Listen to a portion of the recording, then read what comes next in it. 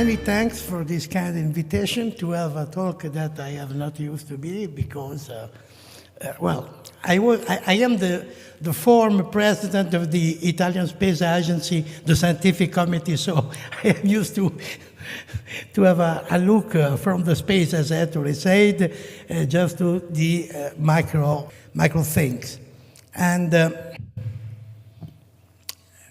however, we have to get a look into a very underestimated field. That is how the environment, the urban environment, might actually affect our health condition. We know indeed a lot about how the environmental condition may induce several kinds of health damages, but we don't know how the built environment might contribute to this issue. And even if just during the last 2 decades, as we have witnessed an increasing interest in understanding how living in urban areas might affect our health, however, still now we lack, let's say, a theoretical framework in order to understand, to put all the pieces together in order to understand how and why this kind of structure might interfere with our, let's say, with our homeostasis. And so, let me to put the question on that way. Actually, is there any association between chronic disease, and when I am speaking about chronic disease, I mean metabolic syndrome, cardiovascular disease, cancer, and many others that we will discuss later during this presentation, and the urbanicity. Let me to say that it is quite disturbing that even some scientists, I refer here to a paper published by Science some years ago, who deny the fact that by living in urban areas will give up an increase in several diseases. But I think that is a very political statement that is not supported by scientific evidence. Indeed, just a few years ago, the World Health Organization stated that indeed the urbanization is at the root of the increasing rate of several kinds of so-called non-communicable disease. I mean, of course, chronic disease. And a lot of evidence has indeed still been gathered, so that the fact that a growing proportion of people is actually living in the urban areas makes now imperative to evaluate the features, the characteristics, the parameters of health that can be used in order to evaluate and to monitor along the time what will happen. Namely, this implies that we have to construct a reliable model of observation. And I take as a preliminary reference, as a model, the concept of urban niche. So the urban niche can be defined by the place where the organisms are living, that is strictly defined by the habitat, and the area of their interaction that comprise, of course, including resources, the waste, and what is more important, the physical constraints in which living people are living. Just to propose you an heuristic model in which 3 main macro system parameters, urbanization, population density, and the burden of the chronic disease are plotted in order to show you how the burden of the chronic disease increase in parallel to the urbanization and the density of population. But we have to be more precise in defining what we do mean by urbanization. Urbanization might be, let's say, subject to a modelization using three kinds of parameters. Biophysical parameters, that these are a class of markers that can be easily measured, like air, water, soil, food, light, noise. It's quite less difficult to understand what we do mean by space constraints, because we are here on the border in between physics and psychology. However, the second class is the social parameters. I mean the increase in living density, eventually the disruption of family structures, the traffic, of course, like you see in Rome just this day, and eventually lifestyle parameters that are changing according to the fact that the urbanization is right now increasingly. I mean dietary changes, stress, reduced physical activity, and so on. Well, let me to show a dynamical interaction, in between social environment factors and many biophysical parameters.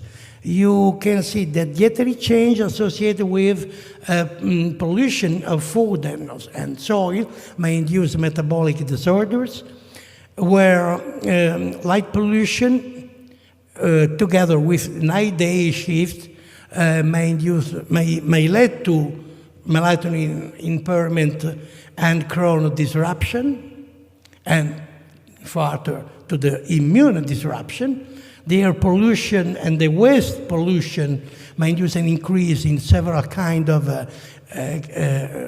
cancerogenic substances, among which an overwhelming importance has been related during the last years to the endocrine disruptors, the noise, the climate, and so on. Overall, these factors may interact in order to give an increased rate of several kinds of disease, including mental illness and eventually cancer.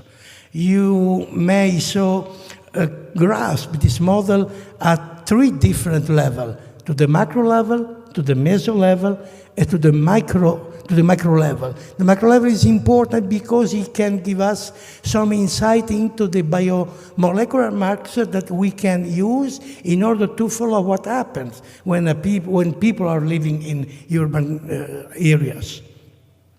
And just to have immediately a look on how important are biophysical parameters, let me to highlight that, for example, the atmospheric pollution is from 10 to 25-fold higher in urban areas than in rural areas. And so for other class of parameters. What I would like to stress here that this kind of urban ecosystems can very hardly reach stability along the time. They are very unstable, indeed, structures. And the first of this, air pollution. You may see here two different pictures from Beijing, with and without the smoggy, okay? I think that we cannot sustain this kind of pollution. And indeed, there is a lot of scientific literature that highlight the correlation among air pollution and several kinds of disease, chiefly, of course, lung cancer. But what is more important is to sever the different situation, to recognize that this kind of consequence is even worse in developing countries, and they can affect differently different classes of population. Just to mention a few examples, children and women are more subject to this kind of pollution than men, for example. That is particularly true for the lung cancer. And I think that the increased reliance we have on increased facility for travel, increased use of chemicals in every moment of our life, this kind of facility might indeed increase still the health risk in urban areas. And moreover, it's also very important to outline that the rate of the pollution rate is even higher indoor than outdoor in the urban areas. It seems quite a counterintuitive data, but it's not the case. Indeed, the house are able to concentrate even 2 or 3 more than in the outdoor situation, several kinds of toxicants and carcinogens. And what is indeed very sad, that in the majority of cases, we are right now able, with the technology that now we have, to counter this kind of situation. But as you know, actually no activity is organized in order to reduce this kind of risk. So the main consequence of this situation is increased level of cancer. 18 out of 23 cancer are significantly increased in urban areas than in rural areas. And we have a difference higher than 50% for several kinds of tumors, like lung, like endocrine-based cancer. You may see, for example, the difference in cancer, in lung cancer rates in males and females in England in a very short time from 2003 and 2007. And I have to remind that we have some problems in obtaining this kind of data. Why? Because indeed, from an epidemiological point of view, from a statistical point of view, the difference among urban and rural are not so clearly depicted, at least for the Western countries. Meanwhile, it's more easy, for example, for developing countries like China, where the difference is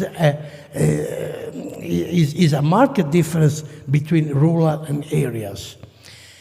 And also, we have to outline that what is important is to have as reference incidence data and not mortality, because the better access, the facilitated access to several health facilities in urban areas is thought to reduce significantly the mortality from cancer in respect to the rural areas, at least for developing countries.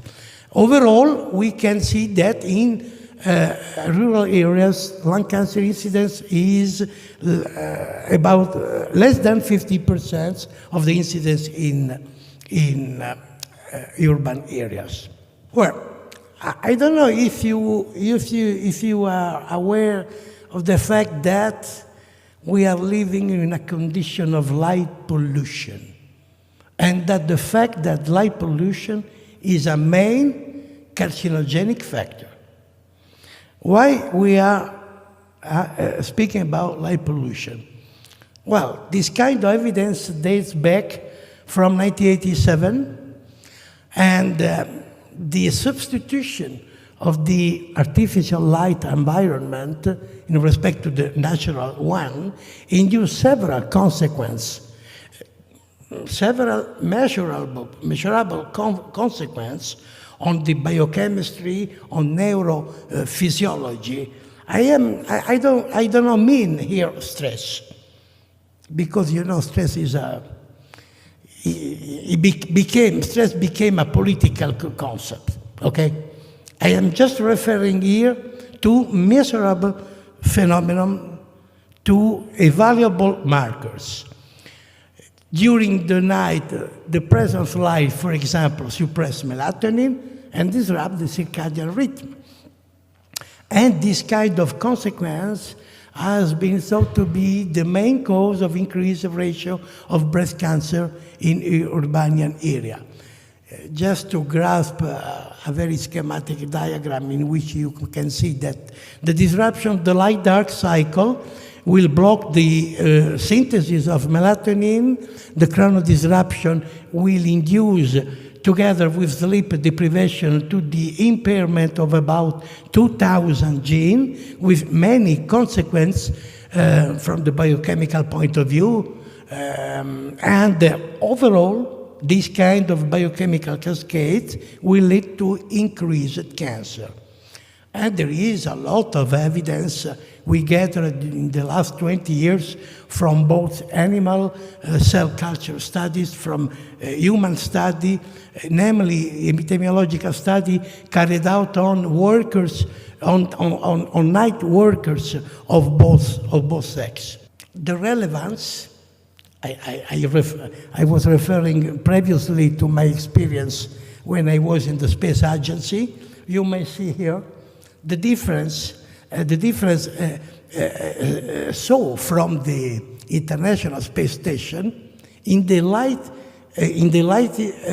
pollution that we have. That is the paradigmatic case of the United States, and you see that the increasing burden of lights, and it's another way to say the same things. We are not able to see the stars anymore. Some years ago, I was in the desert of the Mesopotamian desert in Iraq, and I was very impressed by the fact that we can observe all the map of the stars in the skies. Meanwhile, in our city, we were unable to see the sky. Well, you know, in Latin, sky is said cielo. However, cielo means also to obscure, to mask. You have the same, from the etymological point of view, we have the same root. So we may see, but we cannot see what really is over this border. Look, please, what happens if we remove the light pollution. You will be able to see the sky with the stars. Well, another underestimated source of carcinogens is the waste pollution due to endocrine disruptors. What do we mean by endocrine disruptors? Endocrine disruptors are a class of chemical substances that interfere in many ways with the endocrine systems. I will not give all the technical information, but as many hormones, the endocrine disruptors are mostly they display mostly their activity during the pubertal periods on children, on women, and the endocrine disruptors are actually are currently associated with a lot of increased rate of infertility, inborn errors, endocrine disease, and last but not least, cancer. Of course, endocrine disruptors are mostly concentrated within urban areas for many reasons.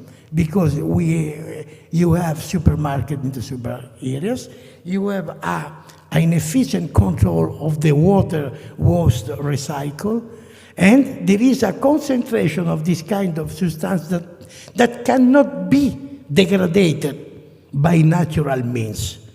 You cannot degrade the residue from the sterols from pesticides, from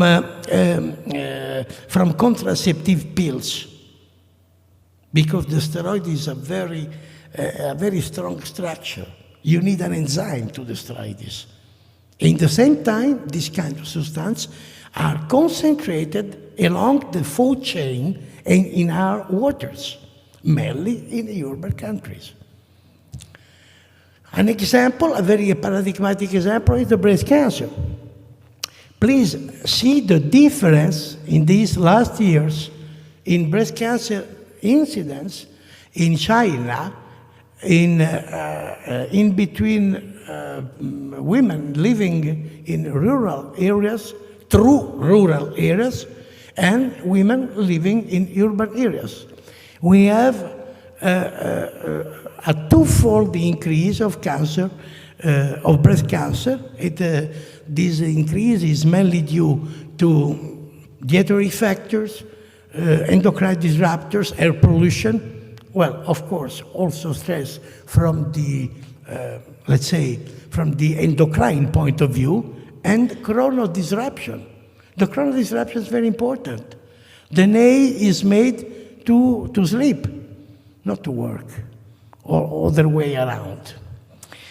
This is another example in which we have to come back to a more natural habits in all sense.